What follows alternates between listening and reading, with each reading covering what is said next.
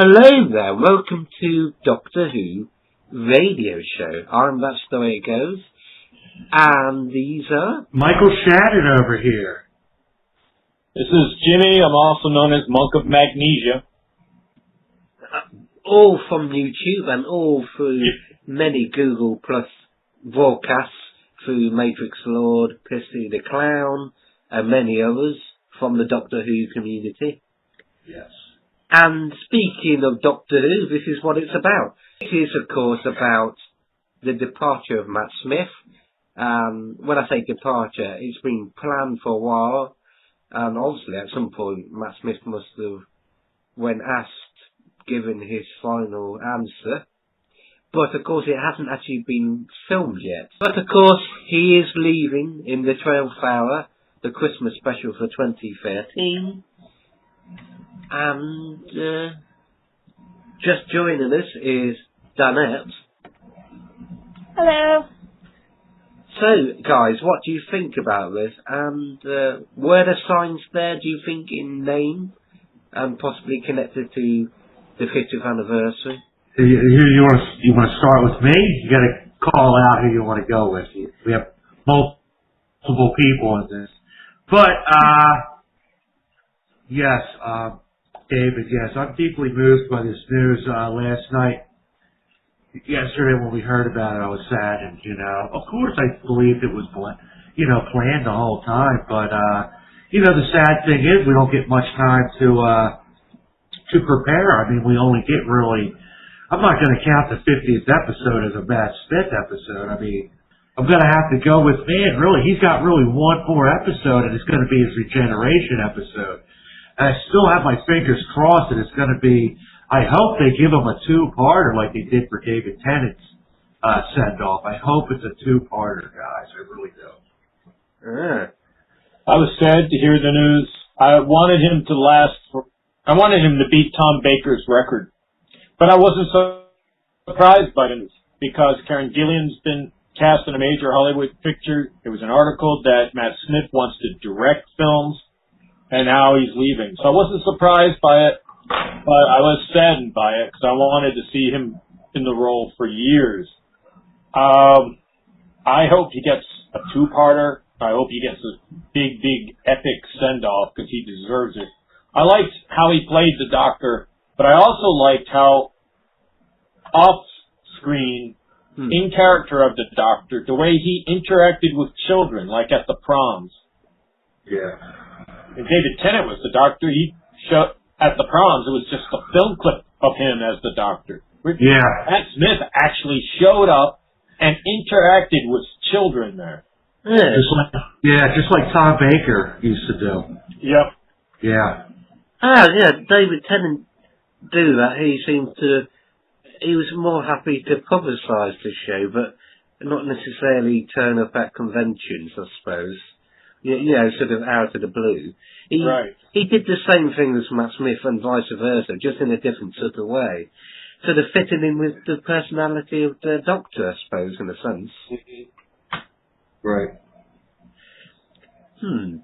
Well, I'll tell you what, Christopher Eccleston did, huh?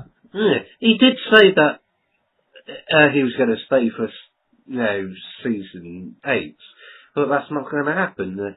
As far as outdoing Tom Baker, well, I read somewhere that he's basically equal or done more episodes than David Tennant anyway. Yeah, as far as the if we're going to get a little extra episodes before between the 30th and Christmas, because it's a possibility. You know what, Jimmy? Would return in the autumn. Well, I mean, if this is going to be his departure, man, don't you guys really think he needs more than just one episode? It's not even, I mean, leave it on the Christmas episode. Wow. It's like Matt mentioned on your podcast, there's no build-up. Exactly. We don't get anything. Build-up to it. So we're not going to get much on his departure in the 50th. It's going to be more his adventure with the 10th Doctor. No, because it's an anniversary. Yes. I hope we do. That's what I'm saying.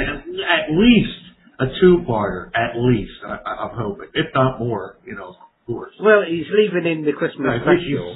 So unless the 50th anniversary's changed again to a 2-part story, then yeah. Anyway, now Dr. G82 has joined us. So what do you think, what's your first reaction when you heard Matt Smith was leaving and also the sudden surprise of it all? Not totally unexpected, you know, it had been kind of in the pipeline for a while, especially when nothing's been signed. In terms of the timing, I'm inclined to agree with these guys. Maybe it could have been done a wee bit better. But you know, the show is all about change, and on we go. Yes, but that's the thing, isn't it? Just like Jimmy said quite rightly, and also Mike said, there's not been any build-up. Yes. No. Right. Well, you can say that there was a sort of theme, I suppose, in Name of a Doctor, which was a graveyard, almost, Logopolis sort of, disintegrating cloister room type thing. But I think that was a big signpost, really, wasn't it? It potentially do to springboard it is something that Joe alluded to a few weeks back, and that is if something occurs towards the end of the 50th, which triggers the regeneration process come the end of the Christmas special. Well, I think Stephen Moffat did say, didn't he, that it wasn't about, the 50th anniversary about the past, but about the future, which is a big clue. Yeah. But, yeah, definitely. We see it coming, guys. But, it's no build-up. How is the audience supposed to engage themselves like they did with David Tennant or any other Doctors? Right, like we were saying before. Remember when we found out David Tennant was leaving, and we had a good almost a good couple specials, to build it up, and he got the 2-parter, and he was going. And we also knew a pretty good time ahead that Matt Smith was playing, so we kind of got used to what he was going to look like. I don't know, right? It just feels weird. It feels weird, man, that he's going to leave, and we're not going to get much of any unless they're going to film a couple quick episodes, man. I don't know, man. And it leaves the new season with a new companion, Clara, who we don't really know that well. Yeah, they could. To leave it 6 months is possible. They could sort of include a few surprise episodes or something, but they're running out of time to film them. Think about season 8 starting. We're going to be so unfamiliar with it. Like, we're not that familiar with Clara yet. Like, we remember when the 9th Doctor had Rose. Rose was like a main character.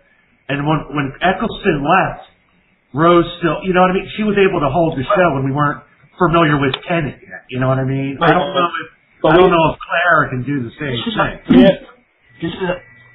Sorry, Jimmy, you go. Oh, we had the same thing with when Perry was introduced. It was Peter Davis. Peter Davison's last story. But yeah. But you did comment that. But you know what, Perry's a different animal, friends. He's a different animal. Can I just put it that way? Drawing your comparisons, Mike, with Rose and Clara. Rose was there for 13 episodes with Eccleston. Then along comes Tennant. You want to be technical.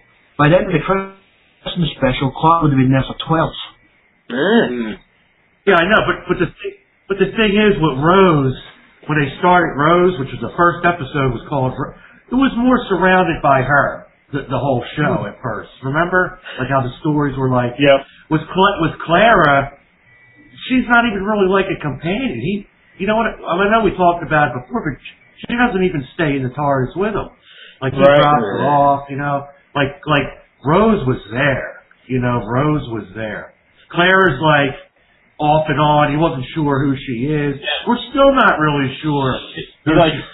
which she is, you know. He picks her up once a week or something like that. Yeah. Tune in next week. Yeah. Now, will they bring, to make us feel a little more comfortable when season 8 starts, I wonder if they'll bring in another familiar face from the past. Just to make us a little, maybe like a Donna, maybe a Captain Jack, like somebody familiar. Nikki. No. Oh yeah.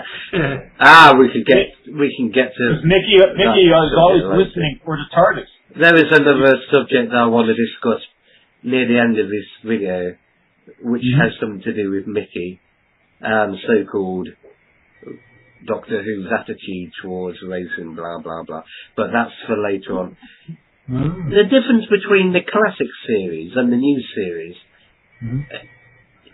Doctor 9 and 10 have both announced their departure in the series or in the real world out of the blue. You know, the departure of Chris E was out of the blue. Nobody expected that after one season. And David Tennant announced his departure at a TV awards ceremony out of the blue. Yeah. Well, Christopher Eccleston announced his departure before the season even started. So we knew he was leaving. Yeah.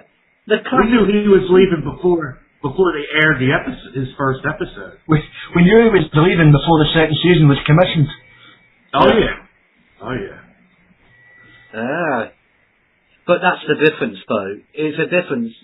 There's three types of letting people know: through the narrative of the season itself, through publicity, or through a leak or a decision. I wonder or whatever. if in Tennant's case and in Smith's case, if the actors hadn't signed a contract yet and leaked that they were leaving to see what the public's reaction would be, so that they can go back in.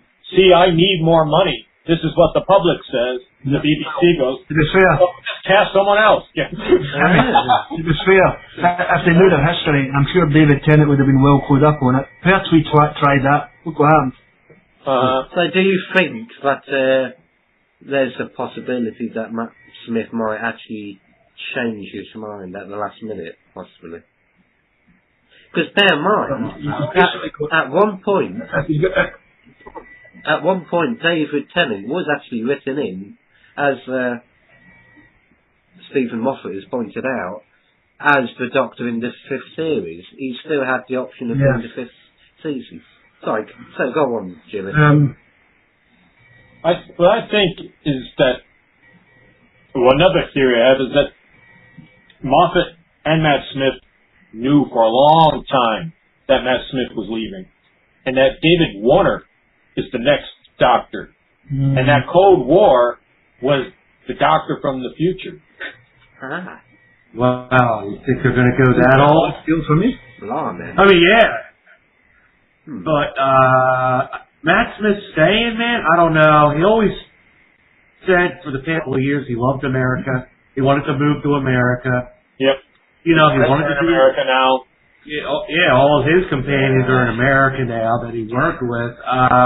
And he wants to make big money. And let's face it, guys, it's all about money. Yep. And he's making a lot more money. He's making a ton more money making one movie than doing a whole season of Doctor Who. And that's a point which I've made to somebody else before Sunday lunch to Phil, basically like a stepdad. We're discussing the whole thing as he was, preparing the potato spuds and all that sort of thing, Yorkshire puddings. Yum yum. Oh, lovely. But I pointed out to him that from Matt Smith's point of view, 9 months is how much it takes to do an entire season. But when I said this to him, he said, well, it's not just about money, but in terms of money, he'd get more for just one film, but he'd be able to get that money for probably just 3 months' work rather than 9. Exactly. Yep. Yeah. 4 months top. Do you think the up and down quality of the scripts might have once again sort of made the decision for yet another Doctor, just like Peter Davison? Possibly, but you'll never hear him say that, like Davison, until a good few years after he's left. That's true.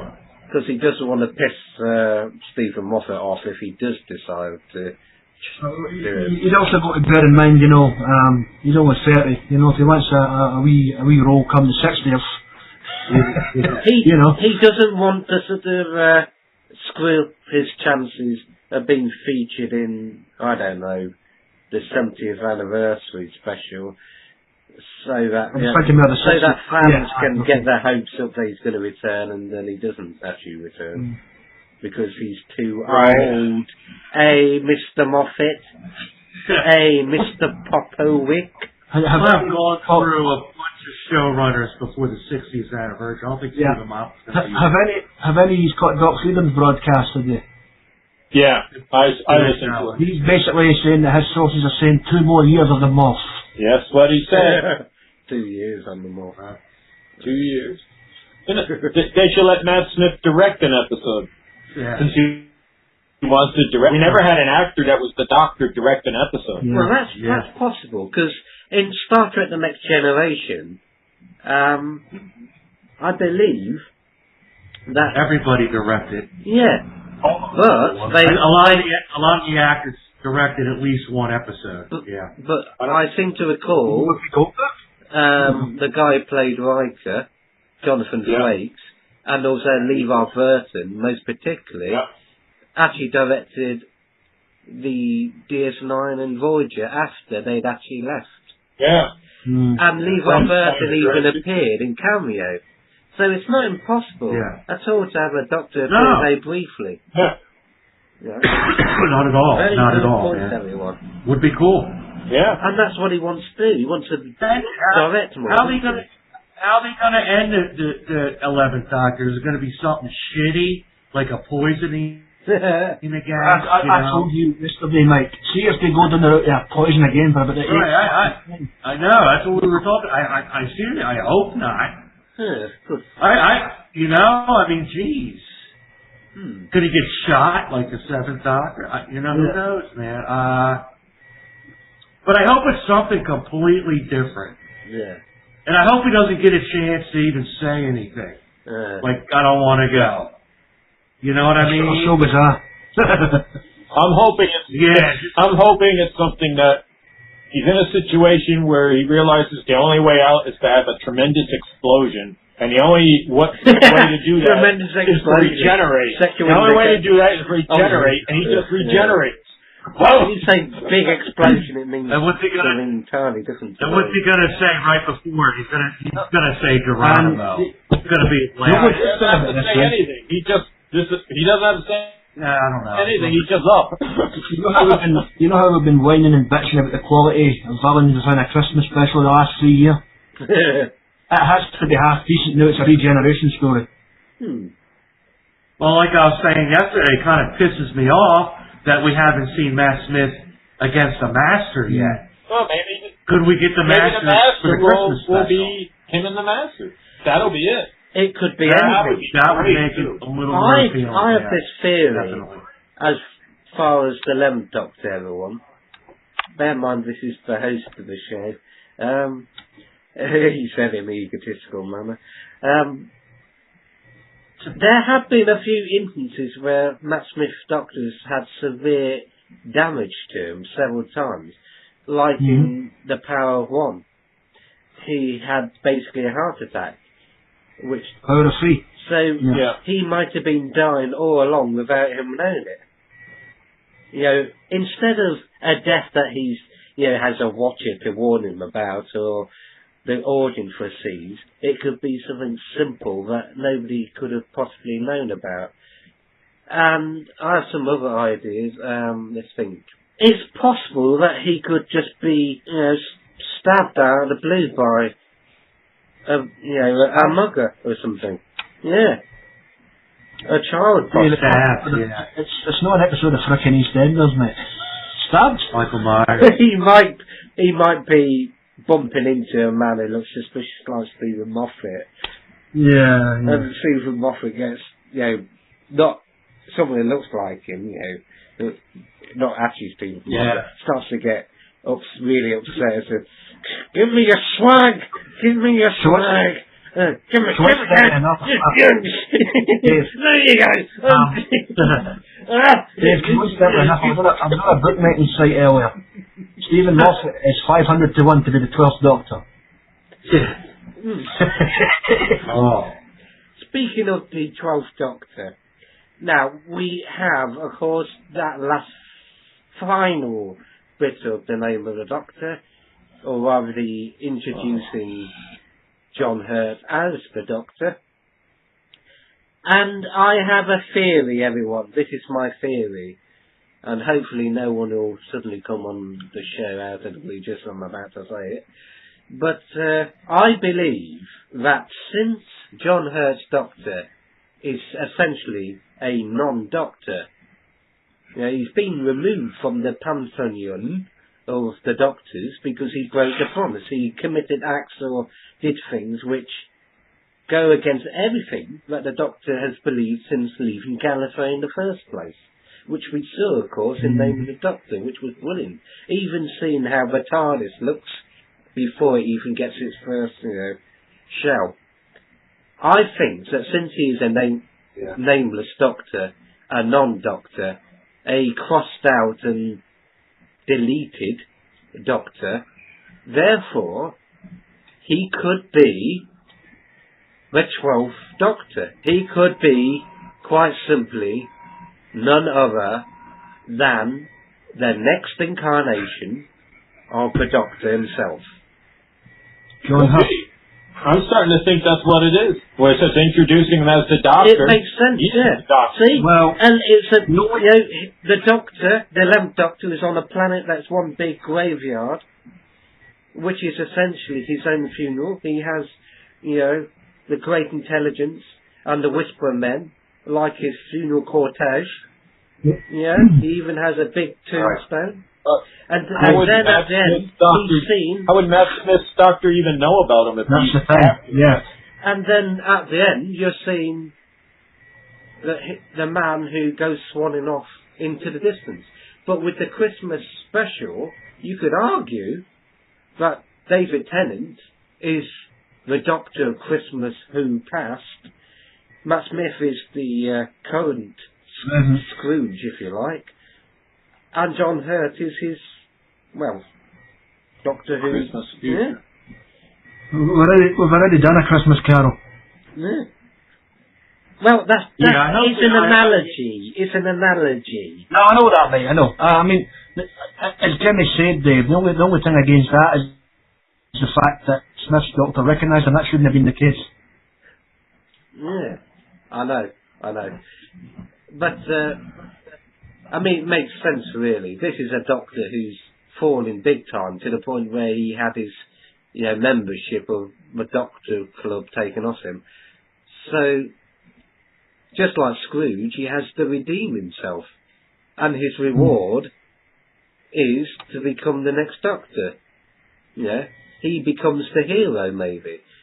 Yeah, well, that's what I think, anyway. It's an interesting theory. You think John Hurt would really go and do a couple seasons of doubtful. Doctor Who? Very doubtful. Well, that would have been leaked by now. Yeah. You know what? That's almost as possible as Neil Gaiman becoming the showrunner, which I would love. By the way, if it's been kept between John Hurt, Stephen Moffat, and only one or two people, at the BBC who've authorised him to become the next Doctor, then they could keep it quiet. Even from the everybody else. But Phil at Sunday Lunch did give me another idea. Actually, he could be, in theory, a interim Doctor. Yeah, like a halfway Doctor, I suppose. Just like the Watcher was, almost like it is. 8.5. Yeah. 8.5. You know what? Really, all the speculation. I really can't wait to find out what he really is. I really can't, man. Like, when we finally see the episode, to really see what John Hurt's Doctor is all about and where he comes from. I can't wait. Yeah. But do you think it would have worked better with a few more extra episodes to emphasise it, or at least hint at it? Because Of course, yeah. Matrix and others have said that. I've read it on several websites, oddly enough. People asking, should there be more episodes? Yeah, there should be a ton more episodes of Doctor Who, no matter what. Yeah, I'm always for. I'm for at least 12 more episodes a year. Yeah. Why not? 22 to 24 episodes. Yeah. Again, Star Trek did it. Come on, Doctor. Yeah. Step up, right? I got budget. So I'm going to go through. Then they might have to start putting commercials on the BBC. Raise I don't the know. taxes. Right, and they charge. Yes. Yeah, but they charge you guys a TV tax anyway. Where's that money go? Impose the Doctor Who tax. Yeah. Don't know where it goes. It's We get crap with the roadstone, you know. It's Stephen Moffat's fund. It's a charity to save balding men who, need to keep their hair so they can keep banging away like Woody Woodpecker. All right, I like it. Or something. It sounds like a twat, but yes, I was wondering, what are your, if each of you, this is a question to the viewers of this video, which will be about probably 5, I presume, but if you could have 3 top choices to succeed Matt Smith instead of John Hurt, who would you choose? David Warner. Bear in mind, they can be of any colour, any age, as long as it's not too ridiculous. So that's your first pick, the wonderful David Warner. Olivia Colman. You want a female? Okay. And Anthony Head. Anthony Head. Anthony Stewart Head, yeah, why not? Yeah. I agree with that. I like James Nesbitt, man. I always liked him. Yeah. I thought he's just a great actor. I think he'd pull a great Doctor or a great Master. He could go either way. Man, you know what? I know it sounds far-fetched, but I'd love to see Patrick Stewart as a Doctor, man. I know it's out of this world, but and it's hard to pick. It's hard to pick. Like, could you pick an American actor? I mean, that would piss a lot of people off. And who would you pick? Oh, let's go for a black man. Let's go. Like somebody said, Morgan Freeman. Eddie Murphy. Eddie Murphy. That actually, technically, has been as early as 1986. Lenny Henry did a skit. Yeah. I have that on videotape. And on YouTube, I watched. I believe it was like a teaser trailer or something. It was called The Forgotten Doctor or something, and that features, it's a fan-made episode of Doctor Who, and it features a black Doctor who in his 30s. A modern one. Yeah. Like, imagine Snoop Dogg. Yes, Snoop Dogg. Snoop Dogg becomes Doctor. Surprising news on the BBC. Snoop Dogg has been announced as the new Doctor. Wow. The YouTube Black Doctor I saw was a bit like reminded me like sort of black version of Colin Baker's Doctor. So that was it's not impossible to have. I don't see any problem with a black Doctor at all, really. But he's still just like any white actor has to have the right sort of connection and credibility. Which is a brilliant way to link into the next subject. According to some Australian woman, here we go. There's this book being compiled from all these writers, and they've claimed that Doctor Who is racist. And here's one example to show how completely batty some of the so-called, it's the usual political correctness, multicultural rubbish. Bear in mind, Doctor Who isn't actually real. He's a blooming Time Lord from the planet Gallifrey in the constellation of Disturbers. One example was that Peter Davison's 5th Doctor costume, since it's a classic cricketer's coat and jumper and trousers is racist because it suggests British Empire imperialism oppression or something. Okay. Really? I never got that impression. Yeah. No. Yeah. Americans would have stopped watching, you know. You know, I'm just trying to imagine sitting watching a game of Oz and going, man, those guys have got dibs over me. Yeah. Where does anybody see racism? You know, nothing. I'll be honest with you. I think the older classic series we saw quite a few black people in it. Maybe not much as main characters, but we've seen them around. And with the newer series, when it started, you had Mickey Smith, you know, and he was dating Rose at the time, so that opened it up for interracial, which was fine. Nobody said anything. That was just them, you know. What about on top of that? Donna was getting married to a black man the first time. Donna married a black man. How many times? Yes, Donna favored the black man. Yeah. That's why Donna did not like the Doctor because the Doctor was black. So I think that's a little racist on her behalf. Yeah. Okay. Thank you, Catherine. Yes, Donna only liked the black man. And there was this other comment which I actually found today. It's from somebody on Twitter called Laurie Penny.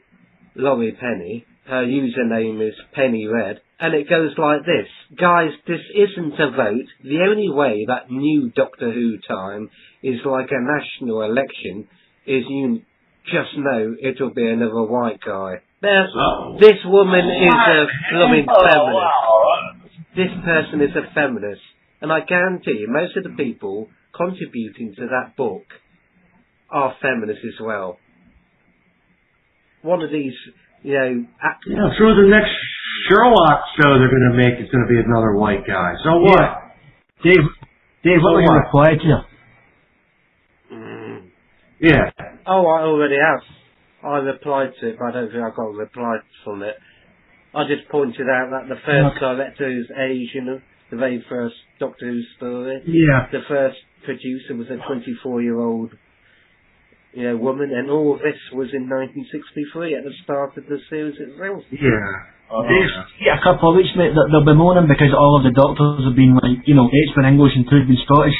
You'll have the Welsh and the Irish one moaning in a minute. Yeah, exactly.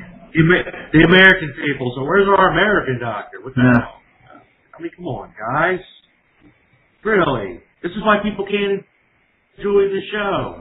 They're worried about what's not in it. Sorry, nine's been English and two's been They're Scottish. looking for things to hate. Yeah. You can say that about a lot of shows. Oh, there's not enough black people, there's not enough Asian people. That's hard to... I don't know, man. Doctor Who's not a big cast show. You really only have, for the most part, two main characters at all times, really. So it's, and that's up to the producers who they pick, or the show. Casting directors as well. It's what it is, man. And I guarantee all four of us would probably pick somebody absolutely different if we each had a choice to sit down and interview people. You never know who we pick, man. I would love to see a black doctor, man. Who cares? Or even an Asian doctor. If he can pull it off, whoever it is. People are gonna bitch. Okay? Yeah. Even if they get a black doctor, people are gonna bitch. Yep. There'll be people that are gonna cry wolf on that, man. Mike. And if it's a black woman, they'll complain. Hang on a minute. Maybe like an Asian woman. Hot. And then they'll complain it was not a black woman. And if it's a black woman, they'll complain it's not Hispanic. Okay. Why are they singling out Doctor Who? Because you could argue that about with most British TV shows. But it is, man. I mean, picking up on your point, Mike, about people bitching.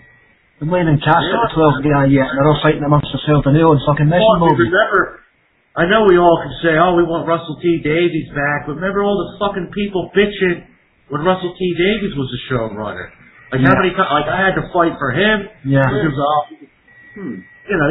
he's a faggot. You know, he's a gay. Yeah, he's so slanted on the show.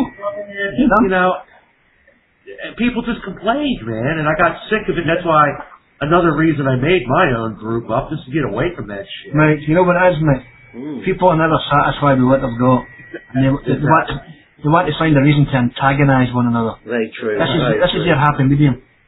I think that's what annoyed me the most. This is why I don't like the liberal left. Because, like Owen Jones and that Penny Red, etc., and the women who, you know, created this book, they seem to be sensitive about everything, while, particularly in the UK, as Graham would know, it's like war at the moment between the right and left, really, especially on Twitter. It's kind of extraordinary. You know, they never like to take criticism. And here they are, you know, the first producer of Doctor Who in 1963, 24-year-old woman in 1963, when women were expected to stay at home. Yes, that was before the Brav learning process. Yeah. First producer of the new series, a gay man, you know, who built himself up to the point where he basically had lots of power to do what he wanted with the BBC. They allowed him to be the the showrunner. And, you know, and they're saying it's racist. No, it isn't. You've got Captain Jack, for God's sake. You've got Vastra. And I don't personally like gay propaganda being shoved down people's throats, but people can't accuse Doctor Who of not... You know, it's got more than some TV shows have. Yeah? Mm-hmm. And yes, it might be science fiction, and that is an advantage, but just like Star Trek and the first, you know, interracial kiss, you know, people seem to overlook it. In this country, at least. Yeah. If the show was racist, then if you had a black character or Hispanic, they would be a janitor or a gardener. You know? Oh, that's Family Guy. Yeah. Very true. Well, Noel Clarke, as you pointed out earlier, plays Mickey, Jimmy, and he's been in it virtually throughout the whole time of, you know, the first two new Doctors, you know, 9 and 10. And he's a very successful director now. He was directing Kiddie, was it called Kiddyhood? Wasn't it? Kidhood, during his time when he was still at, you know, the Doctor Who offices, so to speak. When Doctor Who came back in 2005 and Rose, the very first scene was an interracial kiss. Yeah. There you go. Martha Jones, a bloody doctor in the first episode. These people are so self-satisfied with their political correctness and their multiculturalism, and yet they're not willing to give credit where credit's due. So quite simply, Sammy Carter, do you think Doctor Who's racist? I don't think it's racist. I mean, why would you have it racist? I don't really understand that, to be honest with you. I mean, come on.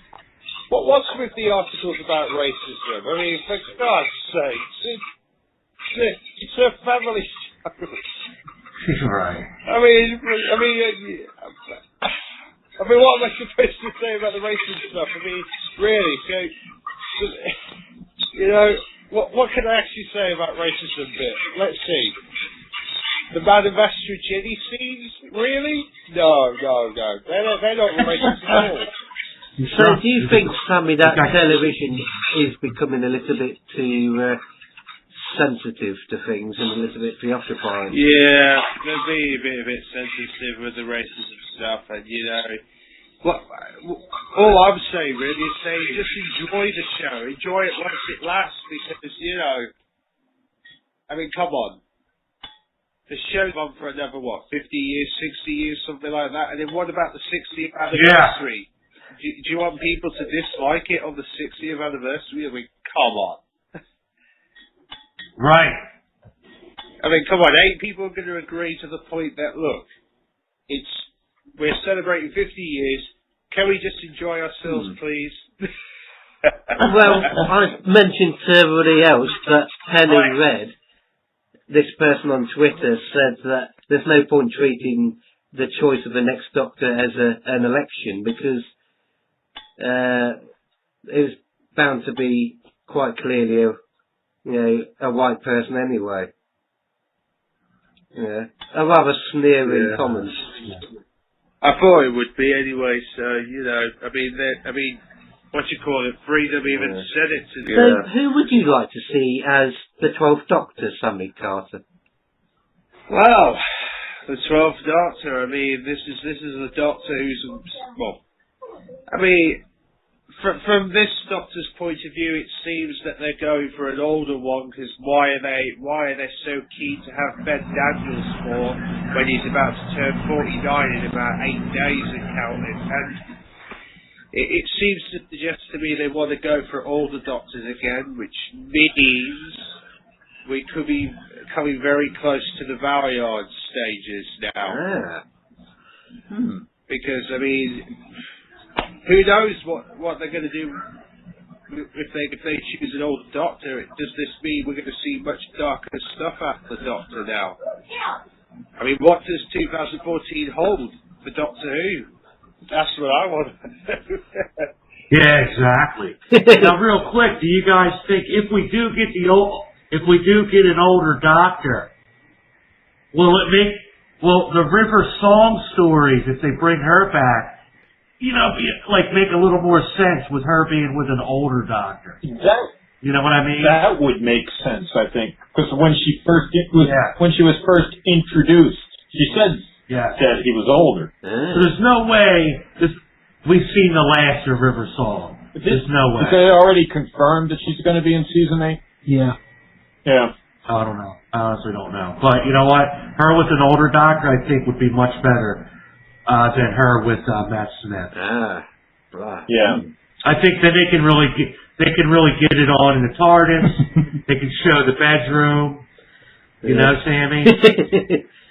Yeah, I agree with you there, Mike. I can see where you're coming from on that one. Yes, definitely. Well, Sammy, my idea, as I've mentioned before to everybody else, was that since John Hurt's Doctor was introduced and considered a fallen Doctor, i.e. a non-Doctor, who isn't supposed to be a Doctor, sort of written out, basically, out of the lineage.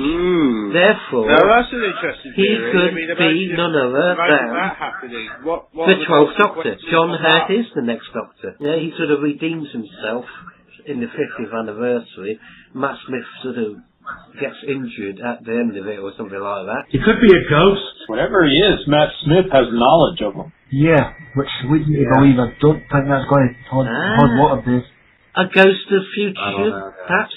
Do you think it's possible that he might not actually be a past Doctor, but a future one? Perhaps the Doctor can actually see his future selves. Sort of waiting in the wings. Well, they have said that the Doctor, he has to lose his memory if he meets his future self or whatever. But I guess it could be possible. Maybe the Doctor met his future self and was able to remember it. Yeah. Who knows? We're going to see a lot in the 50s. We're going to see David Tennant come as the 10th Doctor, and I guess we'll see if he loses his memory or he knows. Maybe that's why he didn't want to go, man. Maybe that's why David Tennant said, I don't want to go, because he kind of knows what is going to happen with him, with Matt Smith, with his that incarnation of Doctor. We don't know everywhere that the 10th Doctor went before he regenerated, when he was visiting all his companions. He might have went to the future, or he might have saw the 11th Doctor, and he was able to keep the memory somehow, maybe. Who knows? He might have saw something. There was the implication in the End of Time, and many times before, that each self is an entity with an actual person themselves, and once they regenerate, that's like someone dying, an individual dying. Maybe they're all just trapped in the Doctor's head. Maybe regenerating is like going into a prison cell almost. I find it, the only thing I find contrary and contrary to that though, Dave, is all the cells are supposed to change, yet the memory remains.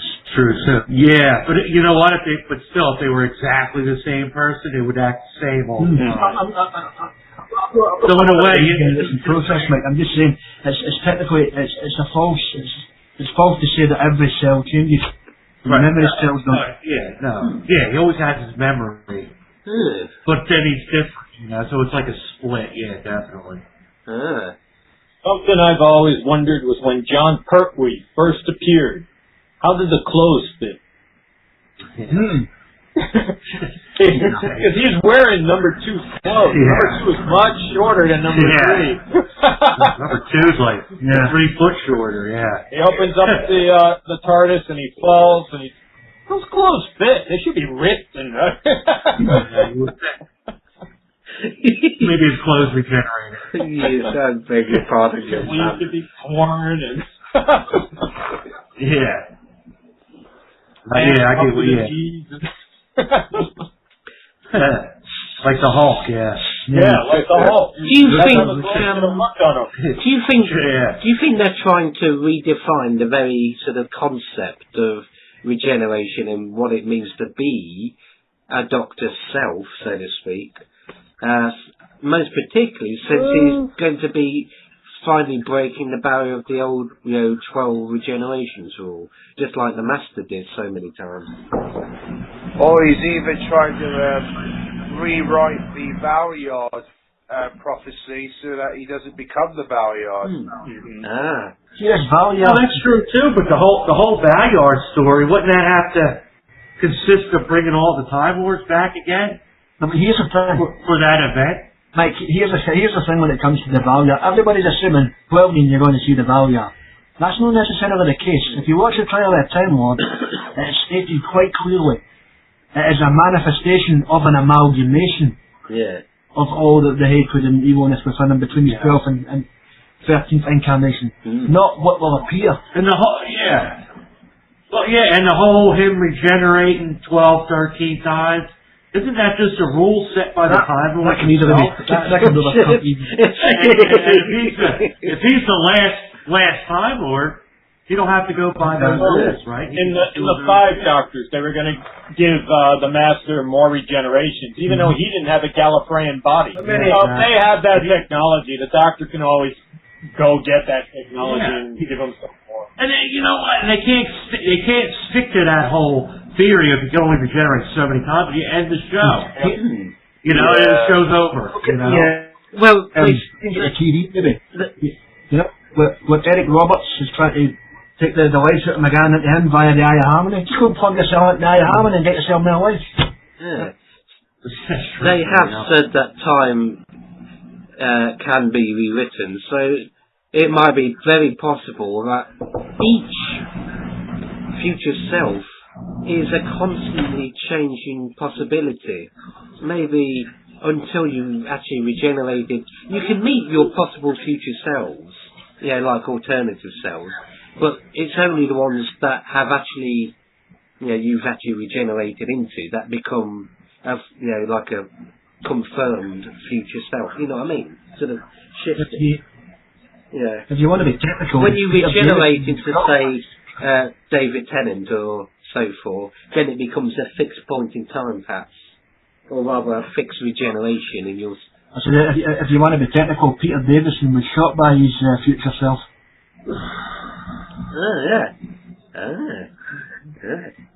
He could have told Tom. Well, he could have told Colin Baker, "You're not going to last very long." And he'd be right. That's true. Don't say yes to the multicoloured coat. Too late. But on the plus side, you're going to have a really nice companion with some lovely bongos for a little while. I'm just. We're going to get to Series 8. Series 8. Here's the thing. Is it definitely going to happen to him? Because, it keeps ship-shaping between spring and autumn because, the only way you can promote the 12th Doctor, you're going to have to bring out some episodes in the spring in order to get people familiar with the 12th Doctor. Otherwise, you're going to be waiting till like August or something in order to see the 12th Doctor in action. And they've got to do something in order for us lot to understand who this new Doctor is. Mike suggested yesterday they might come out with an Easter special. Exactly. Mm. Yeah, Right. I mean, people need to start giving the BBC the suggestion, look, if we're going to have a new Doctor, why not debut him in the spring? Yeah. You know, that's what you normally do when a new Doctor turns up, so...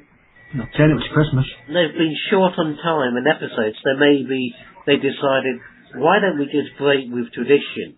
Why don't we have a situation where there's a non-Doctor who has been purposely sort of erased from the timeline of the Doctor out of shame, and yet has the chance to actually become the 12th Doctor after, redeeming himself. Like I said to them earlier, Sammy, they got the Christmas special, which is called 12th Night, and you could argue that David Tennant is the Ghost of Christmas Past, Matt Smith is the Ghost of Christmas Present, and John Hurt is the regeneration of, So the 50th anniversary story is his introduction. You get to see what he's like, what he does.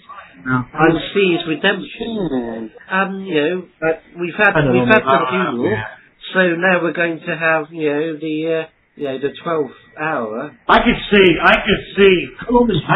an old. Yeah, he's like 80. No, he's like 60 or something. The 12th hour is the Doctor's wake. If the name of the Doctor was his, the name of the Doctor was his funeral. The 50th anniversary was his eulogy, if you like, and everything that went before. His life so far. And the 12th, night is basically his wake, his goodbye, his sending off. What are you getting this title of the 12th night? Is that what you think it'll be, or is that being confirmed? Yeah, I love 12th night. You had the 11th hour, didn't you? Go. No, John Hurt's too old, man. Yeah. To hold the whole series like that for, 2 or 3 seasons? Yeah. I want an older Doctor. I do, but... I want a younger woman. He's too old. He's too old, man. Yes. Oh, I'll tell you something of interest in everyone. Thanks to David Goman, one of my friends on Facebook, better known as Trail Student 1 on YouTube, the very night that Name of the Doctor finished, he and some others, it was a screen capture picture of all the comments from little girlies, 15, 16 or whatever, upset that John Hurt had been introduced as the Doctor, saying that he's too old to play the Doctor. Now, obviously, me and David Gorman and other people thought this was incredibly ageist and rather strange, considering that the first Doctor is actually older, but played by a younger actor than, William Hurt. William Hurt is one of our greatest actors, like David Warner. Have some bloody respect. He is. Yeah. No, it's not an actor. But I think what it is, he's too well known, man. I don't know if we're going to do that. TV's ages itself now. In the old days, John Pertwee, Patrick Troughton, Tom Baker, we're all between 40 up to about 50 something when they took over. Yeah. And the quality shows proper experience does mean you can make the most crappiest scripts, better. I mean, just imagine if Matt Smith was, say, 10 years older. Do you think John Hurt is 70, he's 73. I just looked it up. John Hurt's 73. 73. Yeah. Wow, he's a bit old, man. He's getting... I mean, they might as well just bring back Tom Baker. Would he, could he hack a schedule at 9 months? I want an older Doctor, but he might be You're talking like 40s or 50s, man. I know somebody in the 70s. Yeah, I do agree. It was a whole page of comments by these little girlies, some going ew and rather condescending and sort of. And I can understand. I can understand their point to a certain extent, but I thought it was rather insulting. But the thing is, then girls that are David Tennant and Matt Smith fans. The kids don't know any better. The new doctors are younger, which is good if you have good scripts, but if you don't, then you need a more experienced actor. And that's all we have time for Doctor Who Radio Show. I have been That's the Way It Goes. Okay. That's the Way It Goes 09. And this has been... We didn't get upset, did you? Thank you, Mike Shannon, for joining us. Thank you, Jimmy. Thanks for having us. Thank you, Sammy. Thank you. And thank you, Dr. G, all the way from Scotland. Thank you for joining us. Froze off again. Until next time, everyone. Thanks, Speak to you gang. soon. Take care. Bye.